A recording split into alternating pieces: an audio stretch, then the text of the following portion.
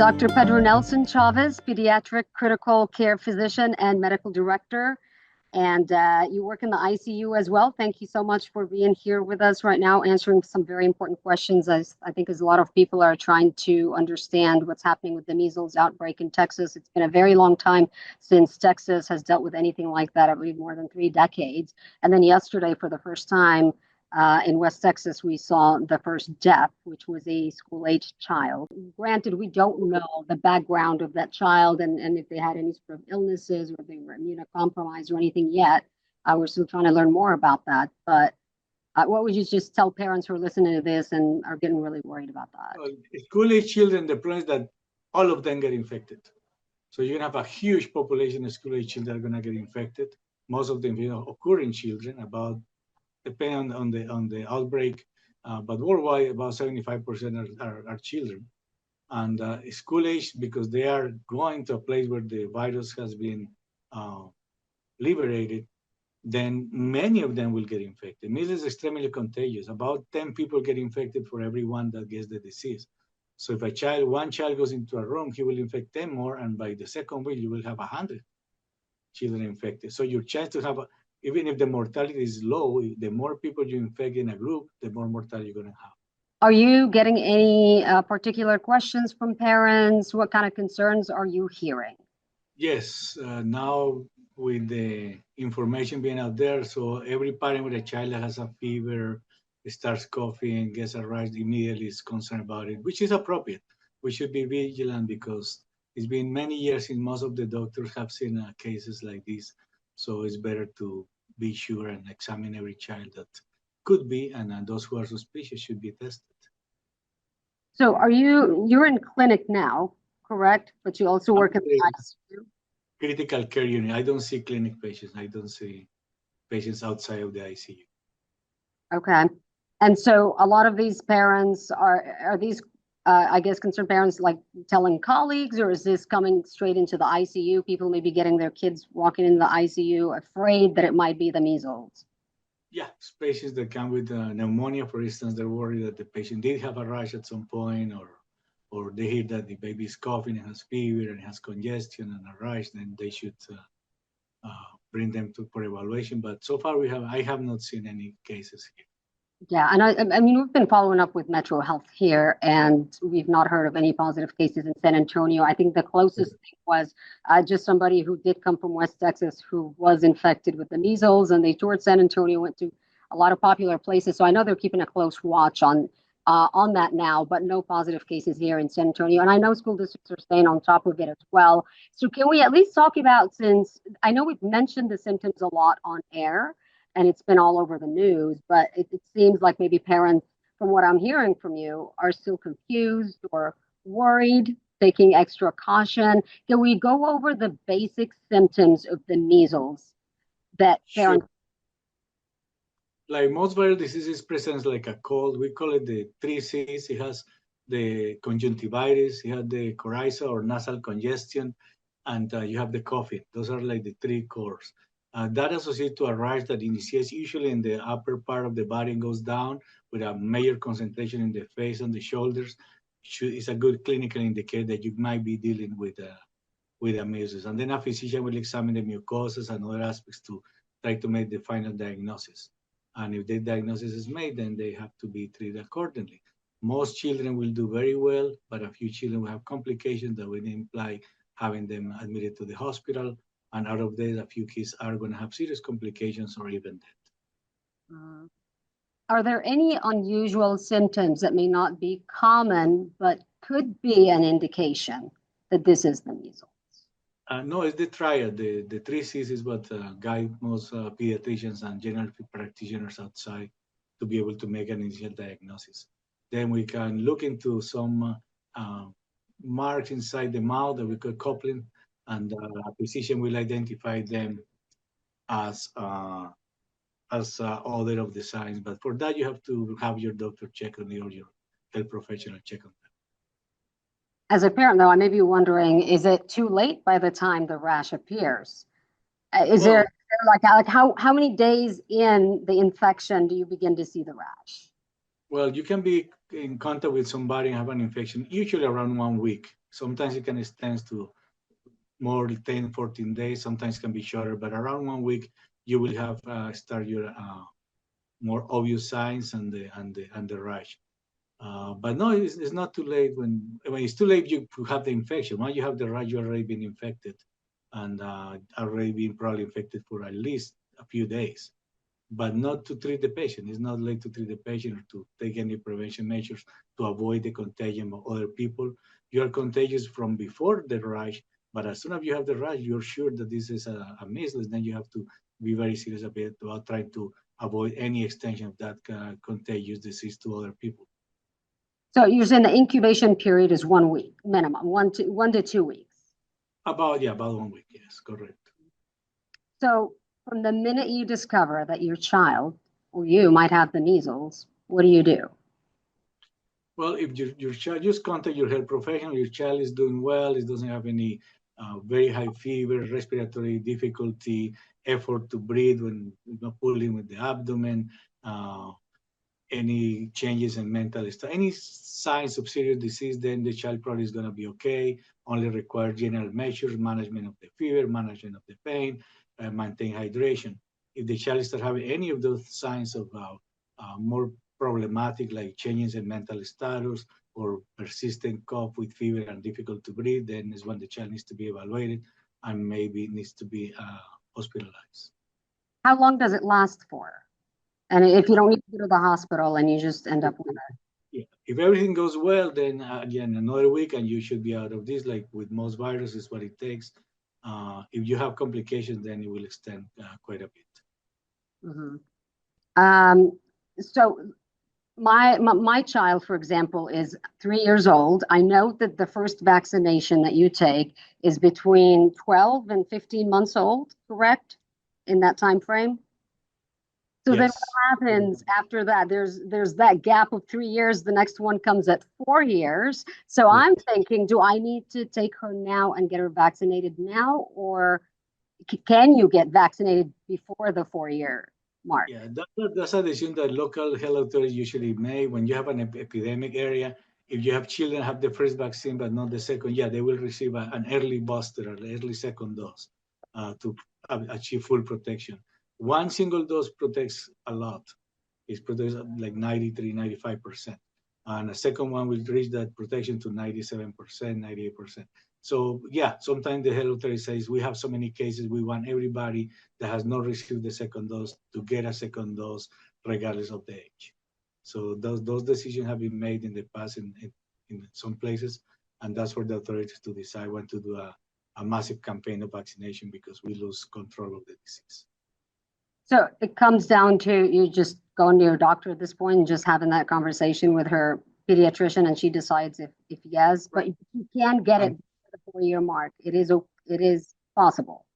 Yeah. Yes, it's something you prefer. It can be done. It will not be detrimental to the child, and if the authorities decide to recommend that, then it will be a massive campaign to vaccinate all of children in a determined area where the disease has become more endemic or start becoming epidemic.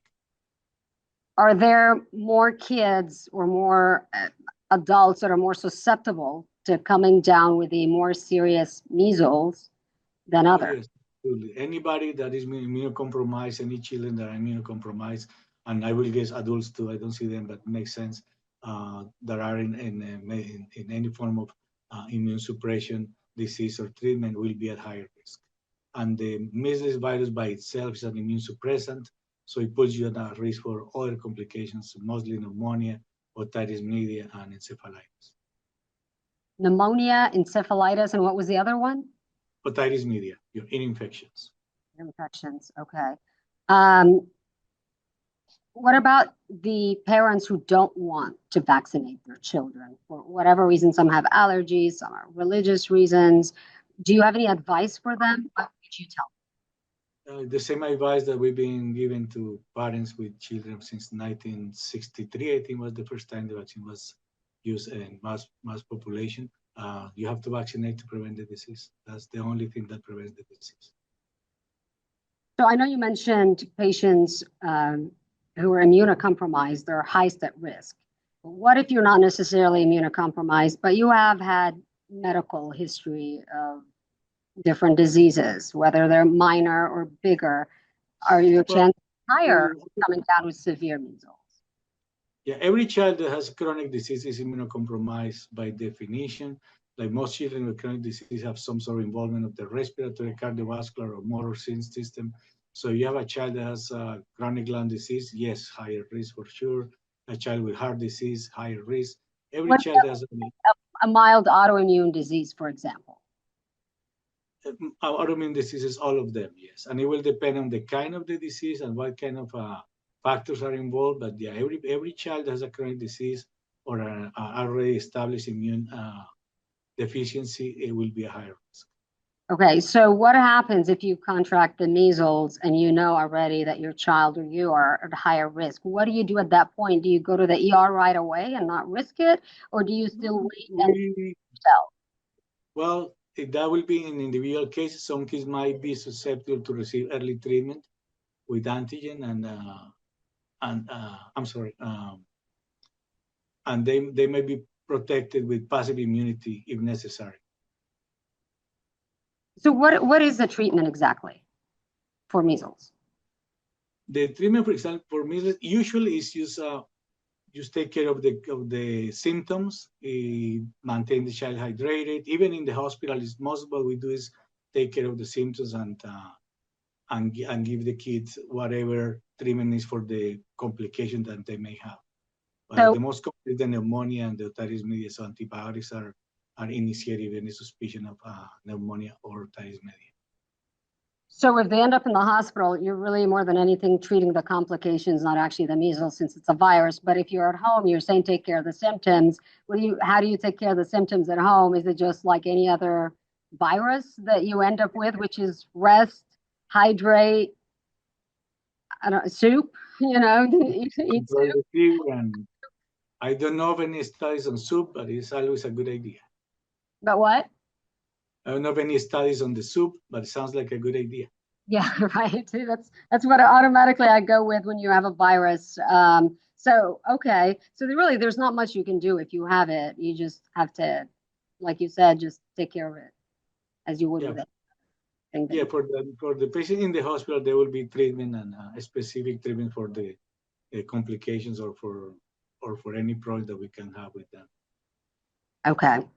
Are you guys doing anything differently at the hospital right now to prepare should we see cases here in San Antonio? Actually, yes, the people in the leadership are taking steps to be prepared, like when we had COVID, in case we have to isolate those operations. One of the problems that many children probably going to be isolated because the people outside are not very familiar with the virus in these proportions. It's been many, many years and there was an epidemic here. So many kids are going to come to the hospital. Out of use, the physicians don't feel safe treating the patients at home, or they don't feel confident of what's the next step. And those kids are going to have to be isolated. So many children are admitted mostly for isolation and basic care, and then they will be discharged without complications. So usually in the beginning of an epidemic, many patients get admitted. And as it stabilizes and people are more comfortable managing them at home or locally, then those numbers will go down a little bit. But is this something you guys at the hospital in particular right now are preparing for? Yes, I see the nurses and the leadership preparing for the same way that we did for COVID. If we have to have an isolation unit, what units will be used for isolation and what measures will be taken to facilitate large amount of patients at the same time to be observed and treated. Now, are you already beginning the isolation process right now as soon as somebody comes in? Because you don't know at this point if they do have the measles or not. You're just still kind of trying to figure it out.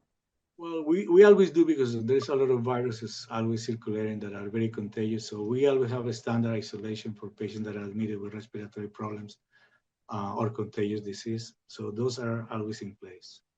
Mm-hmm. I want to take some questions from some of our viewers. I'm going to start with this one who says, my mom is 87 years old and never contracted the measles as a child. Does she need to get vaccinated? Was she vaccinated is the question. If It there- sounds if like there's any question about having been vaccinated, if there's any question about being vaccinated, having full immunization, the answer is yes. If you know you're fully immunized, you're fine. But it's not gonna hurt to do another dose even if you have been immunized. So it's better to protect them. I'm going to assume that that person is not vaccinated just based on this question. But at 87 years old, you have to ask yourself. I'm the wrong doctor for geriatrics. I use the other end, but I should apply the same principles. If you have not been vaccinated, you have to be vaccinated. If you don't know if you're vaccinated, you should be vaccinated. So you're saying age should not make a difference, period. It's really the vaccination at the end of the day that protects you. Right. So if you think you're at risk and as an adult and like you live in an area that has a high number of patients, or you work in a school where for sure somebody's going to be bringing the virus, then yeah, you should be vaccinated unless you know that you're fully protected by at least 2 doses of the vaccine. Another question from a viewer is asking, if uptick continues, will babies be immunized earlier than 12 months? Yes, that can be done. So when there is situations like a lot of infection in the population and you have children that are less than 12 months where you can give the vaccine, sometimes again the health authorities decide that it's okay to vaccinate them. Normally we like to wait at least a year when there is crisis, and in some countries that are endemic for measles we start vaccinating at 9 months, and sometimes the authorities have decided to go as early as 6 months. In general, babies that are less than 9 months of age are protected if the mom had the vaccine or had the infection. If the mom didn't have the vaccine, which we're seeing right now, a group of people that are having babies that were not vaccinated because of the myths that started in the 90s with the vaccine process and the doubts that it generated, those moms cannot protect their children anymore. So those children will require early vaccination. So if you give birth now, can those babies right away get the vaccination if the mom was not vaccinated and protected? Yeah, the general answer is yes, but you have to check it in a case by case. And I don't know if we have ever gone below 6 months of age. But this is a new situation where we could have a large number of patients that are non-protected, because in the past, every patient that didn't have the vaccine, most children as adults have had the disease at some point. Most people have had the disease as children, they have children, and if the children were not vaccinated, they were protected for those 12 months. Now, for the first time in this country, we're seeing patients that are born to moms that didn't have the infection and didn't have the vaccines. So it's a new situation, and I don't know of any guidelines that are currently available, so I don't want to speculate. So if you can't find your records and you're not sure, do you recommend go ahead and get the vaccination anyway? It doesn't hurt to get an additional vaccine?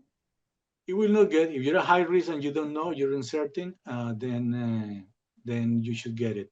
For the small babies, I just check, and yeah, it's the ABG is available, but I'm trying to find out the age that is, how early can it be given? Yeah. And it should be given from birth, should not be a problem. But I have never done it myself. Okay. Yeah, that's one question I've seen come up a lot recently. A lot of new moms are asking that question for their babies. And also, are babies at higher risk of catching the measles, like newborn babies? I know typically they're at higher risk for catching anything. Does that go for the measles as well? Yes. Well, again, babies are at high risk of catching diseases because they have not been exposed to anything. So Right. they, not how much they're catching, they can get infected like any of us get infected. It's just that they don't have the immune tools to fight the disease. Right. So there is available passive immunity, and it can be used for those babies. Okay. Do you recommend pregnant women get vaccinated if they're not right now?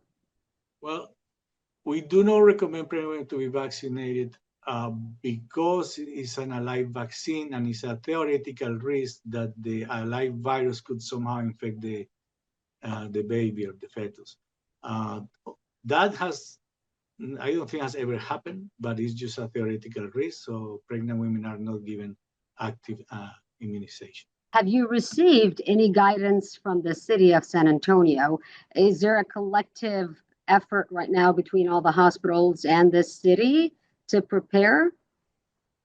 Well, I haven't received data, but I know that the Stark is all the time being prepared for things like this. And we have a weekly meeting that most of the hospitals attend, and they are always planning for situations like this. So I'm pretty sure that right now we're like the second week of this spike, so I'm sure that they are doing it. I have not been involved, so I'm assuming, but it's a very good assumption because the Stark system is always being prepared for situations like this.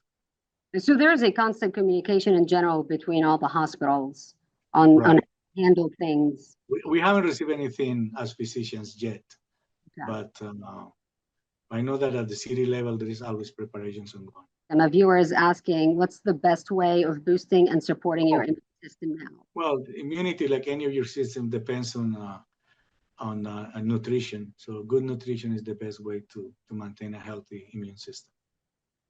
Okay. And what is the dose of vitamin A the CDC recommends for people diagnosed with measles? I don't remember. Hold on a second. Those are all it's 5 viewer questions that came in. Yes, in the 100,000 units, but let me check.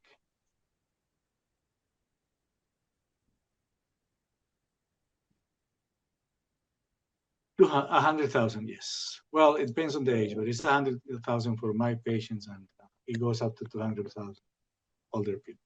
100,000 units. Okay. For infants, and then for older goes to 200. Is there any advice you would give daycares and schools? I know that they're also right now listening and looking for guidance and maybe ways to protect kids and to protect the environment. No, the way to protect kids from measles is to vaccinate them. There is just once it enters a community, it's a lot harder to control an outbreak. It's doable. It has been done a few times, but it's very easy for a virus to transmit from one individual to the next and to the next environment when it has such a high transmission rate. So it's very hard to in order to cut that, we basically have to go in full closure of all the schools, and that's not doable. Fortunately, most children still vaccinated. We're still over 80%, unfortunately, we're under 90%, but most children are vaccinated. If your child is vaccinated, he will have no disease or very mild disease. That's what we know. It's been proven through decades and decades of billions of doses and millions of children that have been treated through the history of the vaccine in the planet. And it works. Measles can be controlled, and if not eradicated, yes, eliminated from endogenous sources, like we were through the 2000 to around 2011. And then we start having this problem again. So washing your hands more, disinfecting more frequently, none of that really plays in. It helps. I'm not going to say it's not helping. Like any other virus, general hygiene, not being close to sick people, that'll be the most important one. You got in contact with somebody, your risk is going to increase a lot. Hand washing, everything that you do for your other viruses, try to stay healthy, is the same thing that we have to do with this one. So no, those measures are also important. But for most of the other viruses, we don't have a way to just say, oh, this is preventable. Like we cannot say that rhinovirus is preventable. We cannot say that parvovirus is preventable. But measles virus, it is preventable. You just get the vaccine and then you will not be sick. Or you will have a very mild disease. Okay. I have 2 more viewer questions and then we can wrap this up. I appreciate your time. One says, if my daughters were vaccinated since they were young, 27 and 21, do they need another vaccine shot again for the measles? 27 and 21 years old or months? 27 and 21 years old. Well, if they were vaccinated as children with the 2 doses, there is nothing more that they. Okay. So they didn't mention 2 doses or 1. They just said they were vaccinated. That's what I asked. But if they were vaccinated in this country, the program called for 2 doses since the 70s. So they should have 2 doses of vaccine and they should be protected. Okay. And then the final question, what are the active ingredients in the MMR vaccine? Asked Seekins 5 viewer. Well, the active ingredient is a weakened form of the measles virus that will infect you and allow your immune system to generate a response to that particular virus. All right, Dr. Pedro Nelson Chavez, pediatric critical care physician. Thank you very much for joining us now for all that great information. We appreciate it. Would you like to say anything else to our viewers before we hang up? No, just the same measures always. You know, the measures for controlling infection haven't changed. The basic ones, basic care like you mentioned, hand washing, keeping distance, not touching surfaces that have been exposed, stay away from sick people, and overall vaccinate, because this disease should not have come back. Just vaccinate your children, vaccinate yourself if you're not being vaccinated already, and let's get control of this again. It was controlled. Okay, Dr. Chavez, thank you very much. We appreciate your time. Thank you so much. Bye. Thank you.